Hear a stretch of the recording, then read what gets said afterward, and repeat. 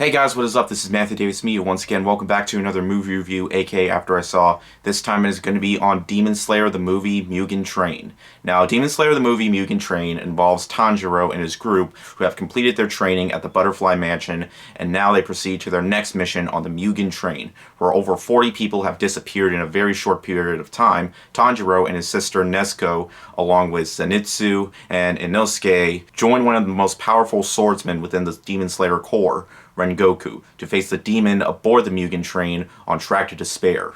Now, when I went to the theater to see this movie, there were 15 showings for this movie. Count them, 15 showings. While Mortal Kombat only had like 8 or 9. And half the showings for this movie were sold out.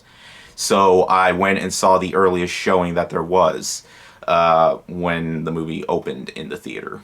As despite the series only being 2 years old and not having a whole lot of episodes yet, this movie made it big on opening weekend and made almost as much money as Mortal Kombat did, and recently it became the biggest opening weekend to any foreign film out there. Now, I never watched the Demon Slayer series, as I probably should have, because this is one of those movies where you have to have seen its source material in order to fully understand what's going on.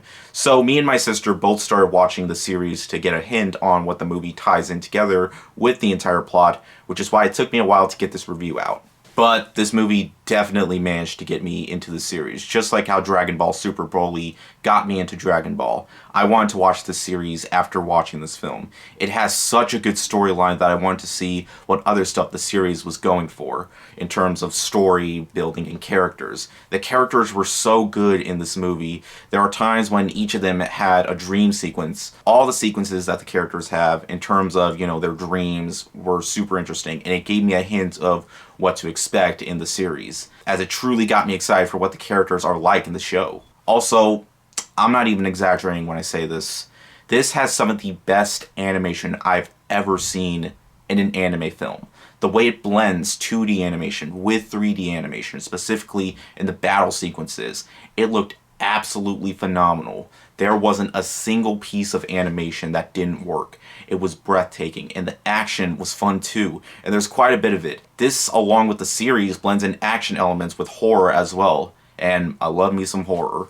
Since this was a series I knew I had to get into eventually, this series was truly made for me, as it blends horror, blood, and all that super well. It's rated R, so yeah. It's certainly not an anime series for all ages.